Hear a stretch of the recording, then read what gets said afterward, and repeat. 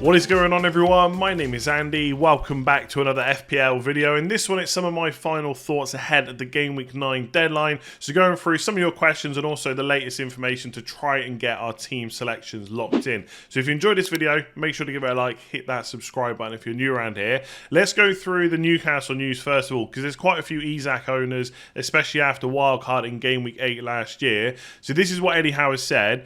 He picked up an injury training with Sweden, but the scan doesn't look too bad. We're not overly concerned. It's a long injury. With any muscle injury, there's a period where you have to be careful. He's out running on the grass and is looking good. So being out, I'm not a medical expert, but as I've seen quite a few of these, like over the years playing FPL, it's always something we're looking at. Running on the grass does not necessarily mean you're about to play the next game. So I would almost take it as a given that he's probably going to miss the Fulham away game. Now, what you should do with him depends on your squad. If you've got a decent bench option for this week, you could play them if you want to keep him for Brentford at home, Man United away, and then obviously Everton at home in game week 12, when some players from Man City and Arsenal, or all players from Man City and Arsenal, will be blanking. I would say that once you miss the Fulham game, only 2 of the next 4 fixtures after that are really that good. I think Man United away and Spurs away is quite tricky. Newcastle have attacked pretty well, so he could get something in those games, but they're obviously harder than the other 3 they've got in this run. So I would possibly still look to offload him if you don't have Mitrovic,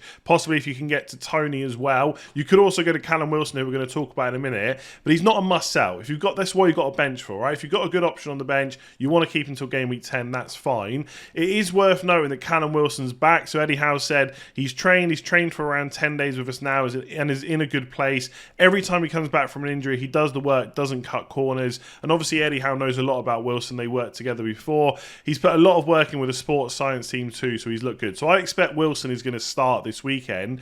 If you haven't got the money for Tony, if you don't want to go for Solanke or any of the other cheap options, you could go for a punt on Wilson, right? I know what I've just said, right? The next 5, 2 of them are difficult, but if you're getting Callum Wilson this week and he can stay fit, Fulham, Brentford and Everton in the next 4 is not too bad. Not many people are going to own him. He's going to be on penalties. He could be a nice punt. I'm probably not going to go there because I'm just always worried he's going to get injured again, and I think there's just other forwards that I want to go for right now. But if you're looking for a bit of a punt, you don't want to go for Bamford or someone like that, possibly Wilson's your man. So I've put this down as Robertson news, but really this is just Liverpool news in general. So Klopp ruled out a bunch of players. Most of them from an FPL point of view just don't matter. But Andy Robertson does. He's ruled out for Game Week 9, and Klopp went on to say that he's not necessarily going to be back for Game Week 10 either. So it might not be until that Man City at home game in Game Week 11 that Robertson's back for. So if you've got him, he might be someone to look at moving on. Obviously, we know it's very likely that Tsimikas is going to play there instead. Some people might be thinking of going for him. I would just completely avoid it. If you've already used your wild card,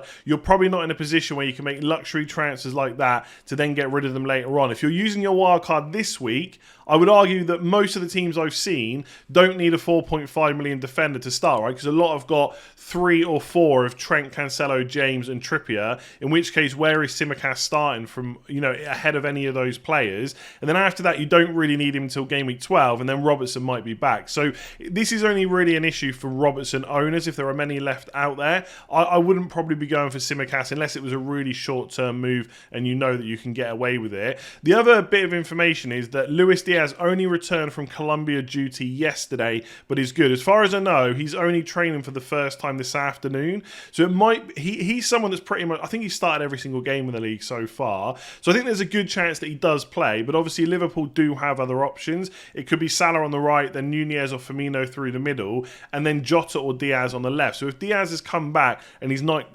quite fully fit, it might be Jota that plays there instead. But I just think given how many minutes Diaz has played, and he always seems to be one of those players that's fit, I don't think I'd be overly concerned as an owner. But if I was already thinking about getting rid of him, this might just be the little bit of information that pushes you over the edge to kind of make that transfer instead. So it's just something to keep an eye on, really. So there was a few interesting bits of information that came out of the Graham Potter press conference. Obviously, this is going to be his first game in charge of Chelsea in the Premier League. So one of them was Cucurella, who has not been away for international duty. You know how we're always worried that our players are going to go away, get injured, then we'll have to use a transfer on them. Well, he hasn't gone away, but he has got ill, and apparently he's going to miss the Crystal Palace game. So again, it comes down to a similar thing I spoke about with Isak. If it is just going to be this game and you've got a good bench option, Chelsea's fixtures are pretty good afterwards, and I do expect Cucurella to get decent minutes in that Chelsea team. But if you haven't got a decent bench and you were maybe looking at another defender instead, this could be an opportunity to get rid of him and go elsewhere, possibly just to switch him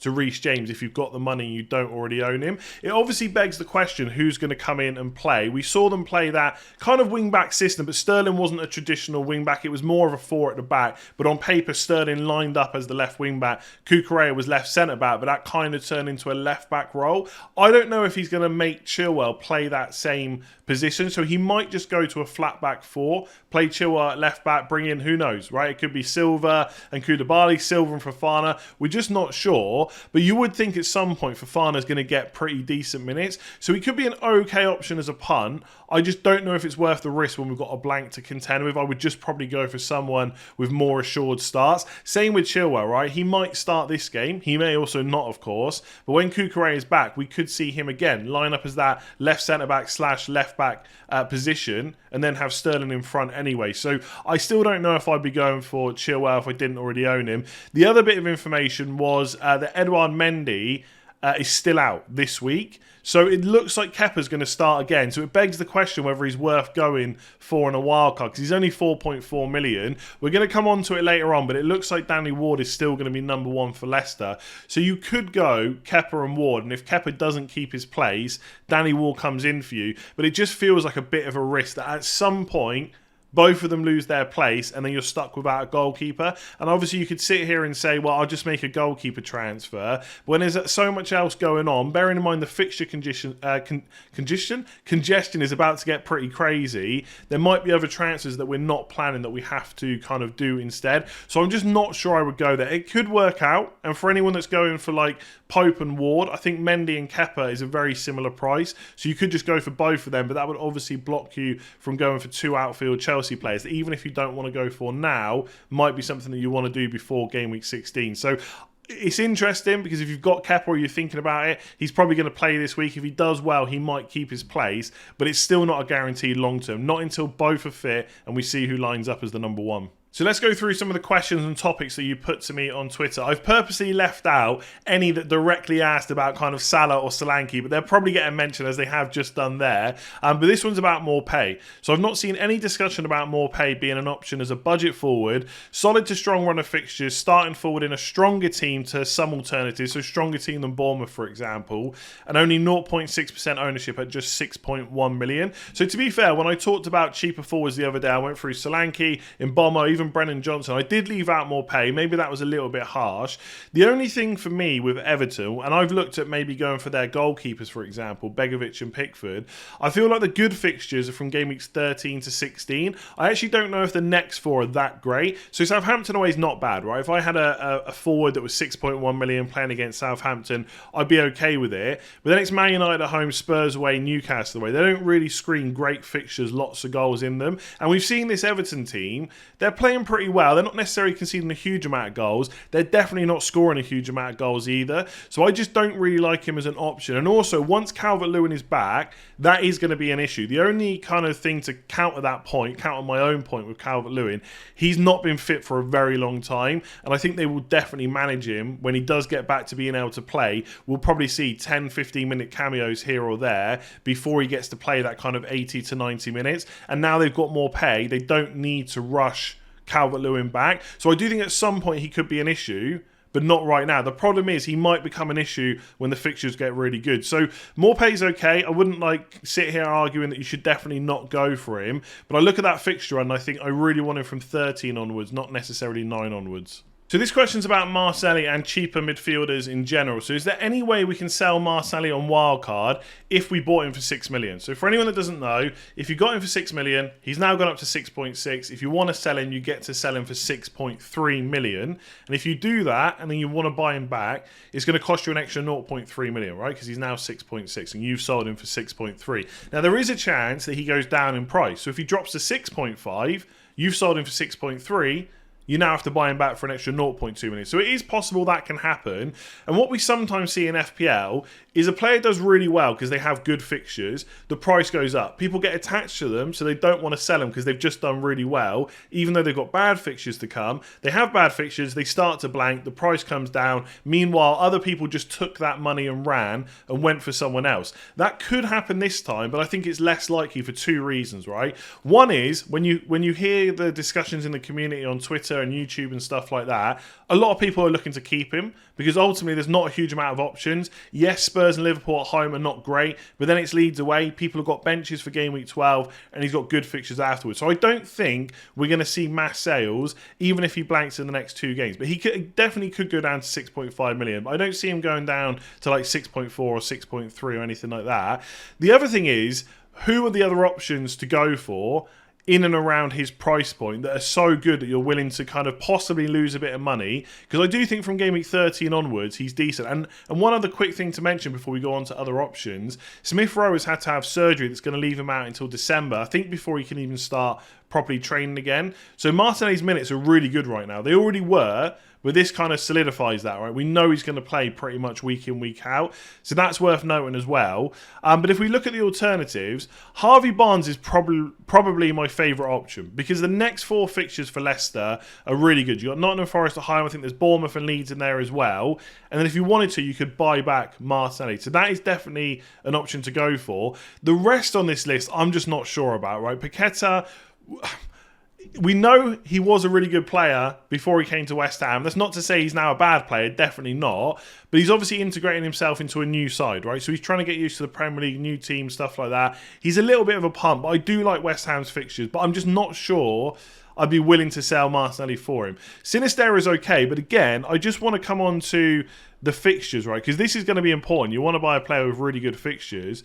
And I look at Leeds and think, they're pretty good, right? Villa at home is decent. Leicester away is definitely good as well, given how they've performed too. Crystal Palace away on this season's stats looks good, but I think Crystal Palace are a team we should expect to improve. And Arsenal at home's not easy either. And then from game week 13 onwards, the fixtures aren't great. You'll probably want Martinelli back. So I'm not trying to put people off going for Sinisterra. I just want to be sure that he definitely outscores him over those next 4 weeks. Now, of course, in game week 12, he's definitely going to outscore him because Martinelli's not going to play. But if you've got a decent defender option, that might counter the Sinisterra argument. So for these next three, I don't know. He could be okay. If you're willing to do it and you've got good team value, Sinisterra is probably my favourite option behind Barnes. But I'm still not, I don't know, there's something about it just doesn't scream like a good transfer to me. But maybe subconsciously, I'm a little bit biased because I want to keep Martinelli. I don't want to lose that money. So kind of take what I'm saying with a little bit of a pinch of salt. But I think Barnes is number one, then Sinisterra. St. Maxim is not even guaranteed to be fit this week, so that's not an option. Gross has been great this year. You look at those numbers, 0.3 expected goals, 0.27 expected assists. Brighton have been decent. I don't think the manager's going to change too much early on either. He hasn't had a huge amount of time with the squad. But again, you look at Brighton's next couple of fixtures, they're just not great, right? Yes, Martinelli's aren't great either, but neither are Brighton's. They got Liverpool away and Spurs at home, so that's even worse. Now, don't get me wrong, Forest at home in 12 is good, Brentford away in 11 is okay, but then you're almost guaranteeing a transfer back to Martinelli, which might not be a bad thing, because then they've got Man City away in game week 13, Chelsea at home in game week 14. So you're really, I mean, you look at those next six for Brighton, they've got to play Liverpool, Spurs, Man City and Chelsea. You're banking on a lot of points, either in hard fixtures or for Brentford away and Forest at home. I just, when I start saying it out loud, it just doesn't seem worth it to me. And Ward-Prowse, I'm not even going to discuss too. In fact, okay, do you know what? That's not fair. Let's have a quick look at Southampton's fixtures. But again, you could see from those numbers, if you looked before I came back off the screen, his open play goal threat and assist threat is just not really there. He's got 1 goal, 1 assist so far this season. Everton at home's okay. Bournemouth away is okay. And I'm really looking at the next 4, because like I say, you probably want Martinelli back. Man City away is not great. West Ham at home is okay. For me, there's just not a standout. Like, if I'm going to sell Martinelli, and look, Barnes is a good one. If you've got the money, you're happy to lose it. I like Barnes as a punt. But for anyone that's doing what I'm doing, stupid, going Ward and Iversen and Maddison, there's no room for him anyway. So maybe that's why I've not considered him too much. If you can get Barnes, fair enough. Maybe Sinisterra. Everyone else, I'm just not sure it's worth selling Martinelli for. So you could do it and you might, you know, make a bit of money because if you sell him and he comes down in price, you've definitely made a little bit, but I just don't know if it's worth it. I think Arsenal playing so well, probably could have scored more against Man United. They will cause most teams problems. So I think a lot of people are hoping that over the international break, Brendan Rodgers would make the decision to put Iversen as the #1 goalkeeper at Leicester. For one thing, or if you're on wildcard, it meant you would have a backup keeper at 3.9, but also there was possibly then more chance of clean sheets at Leicester, given how bad Danny Ward has been so far. But BBC Sport Leicester are reporting that it looks like Ward is going to be the #1. So Rodgers gives goalkeeper Danny Ward his full support. He goes on to say, when you concede the goals we have, the spotlight will be on him. But defending is a collective. I support Danny. I know his qualities and I know he'll find a more consistent and better level. Now, that doesn't say 100% going to be the #1, but he's continuing to back him. The only thing I would say, he's not going to come out and say, yeah, he's been really bad, we're definitely putting Iversen in. It's possible that still happens, right? He can say that he's got qualities and he could find a consistent and better level. It doesn't mean he's going to allow him to get that chance as the #1 in the Premier League. He could just put Iversen in there, play Danny Ward in cup games or something like that. So it's still not guaranteed, but I do think it sounds like Ward will remain as the #1. I think it probably means that Leicester have got less chance of improving. I do think they've been a little bit unlucky with the amount of goals they've conceded, but Danny Ward has definitely been bad. I saw a couple of tweets that said there's 20 teams in the Premier League, and Danny Ward is the 21st highest scoring goalkeeper so far this season, right? That's just how bad he's been. If you're sure about I put a few notes here. If you're sure about the main goalkeeper's minutes, so if you're going for Pope or someone like that, or Jose Sarr maybe, then you could just look to have Iversen because he's a bit cheaper, and then still hope that at some point Brendan Rodgers makes that switch. But if he's not going to do it after the sheer amount of goals they've conceded so far, I wonder if it's ever going to happen. It might take an injury or something like that. So, yeah, I think maybe Leicester have been a bit unlucky to concede as many as they have, but Danny Ward has definitely been bad. So if you're thinking about a backup, I think it depends on the other goalkeeper you're going for. If you're going for someone that you're not... I mean, most goalkeepers, they should be pretty assured of minutes, but if you're not that sure, like if you're going for Kepa maybe, I think you've got to go for Danny Ward as the backup because it looks like he's going to be #1. But for everyone else, you can probably just save that money and go for Iversen. Just quickly on goalkeeper options on wildcard. I'm currently still on Ward and Iversen. I'm not necessarily that happy about it, but for 7.9 million, that lets me spend a lot of money elsewhere. It is a bit of a risk, right? The reason I'm doing it is so that I can have Salah, so I can have Trent, so I can have Cancelo and James and Maddison and Zaha and Haaland and everyone like that. And I know people kind of sneer at that goalkeeper combination, but if it works out, right, if Salah, if Trent and players like that do well, and everyone starts scrambling to get them, they're going to realise how difficult it is when you've got money in goal, different goalkeeper, 4.5 or 5 million. And also, if you've got a forward line that's Haaland, Mitrovic, and then like a Tony, it's going to be even harder to do that. So I'm not saying people that are going that way are wrong. Definitely not, right? If Salah, Solanke, Trent all blank this week, everyone's going to be laughing at my wildcard team, especially when Leicester concede again. But that's the reason I'm doing it, because it just allows me to spend money elsewhere. That is the gamble that I'm taking. And ultimately, I'm just not really hugely happy about any of the 4.5 million goalkeepers. Like, Ray is okay, but I don't like Brentford's fixtures from a defensive point of view that much. He might even be the best 4.5 right now. Sanchez is a little bit more expensive, and if I had him, I'd probably want to play Ward this week. What if Iversen happens to start? That would be annoying. Pickford-Begovic combo is okay, but like I said earlier, I think the 13 to 16 fixtures are a little bit better. You got Guaita as well. He's possibly the best option. But if you look at the numbers, expected goals conceded, Crystal Palace have also done really badly so far this season. Yes, the fixtures are going to turn, but the same can be said for Leicester. So at least if I've got the Ward-Iversen combo, I've definitely got the backup just in case one of my goalkeepers misses out, because the other one will come in. So that's where I'm at right now. I don't really think there's a wrong answer. If you want to go for Pope or Fabianski or Sarr or Guaita or Raya or Sanchez, they're all so close together. I wouldn't really panic about it. Just choose one, go for it, and then just hope it works out. That's what I'm going to be doing with my double Leicester anyway. So this one's about maybe going without Haaland and taking a bit of risk. So if I want to boost my rank, should I own Haaland like nearly every other manager and just rely on my differential players? I think he's owned by like 80% of all managers. I'm just going to quickly check now what the number is. 81.1%. Crazy, right? Or should I use the money to upgrade other positions and hope they outscore them? So I talk about this every single FPL season. It's a myth that you have to go differential to climb up the ranks. And I think betting against Haaland right now is almost crazy talk. Now, to be fair, they've got a blank in Game Week 12, Maybe Man United can keep them out. Maybe Liverpool can keep him out. Probably not, but there's a chance. So over the next 4 game weeks, maybe it's okay, but I just wouldn't do it. If you think Haaland's going to continue scoring, why would you go without him, right? There's just no reason to do it, because it's all well and good going for a different forward or a different premium, but they've got to outscore him, not just match him. They've got to outscore him. I just don't see that happening too much right now. Like, you could go slightly differential. You could own Haaland and Salah this week, or Haaland and De Bruyne, and not captain Haaland and go for the other one. But I wouldn't go as far to not own him whatsoever. You're going to want to captain him at some point. Like in game week 10, when he plays Southampton at home, he looks on paper to easily be the best captain. I just don't see any point in going against that. And the problem is, right, and you see this all the time,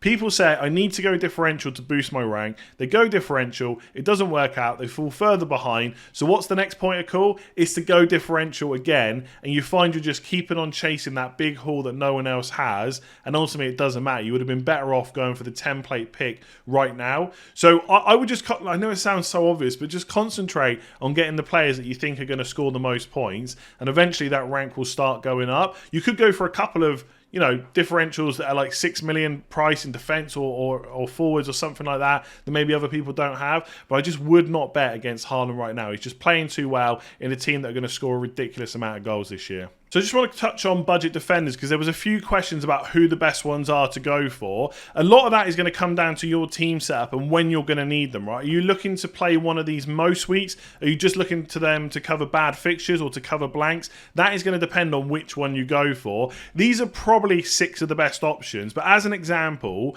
if you're looking for one to cover the game week 12 blanks, well, Zuma has Liverpool away that week. So I actually quite like a lot of West Ham's fixtures from game weeks 9 to 16. But if game week 12 is the week you need him, then that's not necessarily ideal. If you're going to play him a bit more often than that, he could be the one to go for. Gay at Crystal Palace, for example, 4.3 million, pretty decent price. He has Wolves at home in game week 12. So if you just needed someone in the short term to cover that week, he's probably a better option than Zuma is. Likewise with Webster, and if you've got the money, you could go to Dunk for 0.1 million more. They've got Nottingham Forest at home in game week 12, so that's maybe a couple of defenders to look at. Kilman at Wolves, you could go for Johnny at 4.4 million. I always slightly worry that Johnny and Aït-Nouri, one of them could drop out at some point for Semedo. So if it's Aït-Nouri that drops out for Semedo, Johnny could go and play on the left. But right now they're both getting minutes. But if not, you could go for the safe option as Kilman. They've got Nottingham Forest at home in game week 11 and then Crystal Palace away in game week 12. So if you need a defender to cover both weeks, they're pretty good, right? Dallo, I think with Man United, there's just not enough weeks where I'd want to play him. That's the only thing that kind of puts me off. But again, you can go and look at that for your own team. And then if you want a cheap option, Nico Williams still seems to be the best. I know they've signed Aurier. I'm not sure if he's going to take too much minutes off Nico Williams. It's maybe a slight doubt in my mind, but not enough, I don't think, to go without him. It's a shame that Patterson's gone and got injured at Everton, because he would have been the obvious choice. But Emerson is just too much of a minutes risk. So I still think it's got to be Nico Williams. So these are probably the main 6 that I would look at. There's possibility to go for like a Fulham defender, for example, because if you look at their fixtures, in game week 11, it's Bournemouth at home. In game week 12, it's Villa at home. Now, I don't really trust the Fulham defence that much, but as a cheap bench option that you need in those 2 game weeks, you could look at someone from them instead. But these are kind of the, not those ones, these are the main 6 that I've been looking at. Zuma, Gay, Kilman, Webster. I do like the punt on Johnny. If you've got an all-round good team, and if Johnny misses out, it's not going to kill your setup, because you've got someone else you could play instead who's maybe not quite as good, but at least they're going to play. Johnny at 4.4 million could be a nice little punt, but ultimately these are the 6 I'm looking at mostly. Just figure out which weeks you need them in. If you need Zuma most weeks but not 12, he's probably my favourite option. If you want someone for 12, it's probably Webster or Gay is the next best. So there we go. That is some of my final thoughts ahead of the Game Week 9 deadline tomorrow. If I've missed anything out, please do leave a comment below and I'll try and get back to as many as possible. Obviously, for loads of other topics, I've covered them in the Game Week preview, team selection, transfer tips, all the videos last week as well. Most of my opinions haven't changed. I still like Salah. I still like Trent. I still like Solanke. For my own team, I'll have my wildcard team tomorrow. I'll probably conceal a few of the picks like I did in Game Week 1. For my captain, I was on Salah. I'm pretty sure I'm going to put it on Haaland. But most of my wildcard is locked in. You would have seen it on the team selection. It's not going to change too much from that, but I'll have another little think tonight and then definitely get it locked in tomorrow and obviously reveal it when we get to the Game Week 9 deadline. So thank you very much for watching this one. If you did enjoy it, make sure to give it a like, hit that subscribe button if you're new around here, and I'll catch you tomorrow for the deadline stream.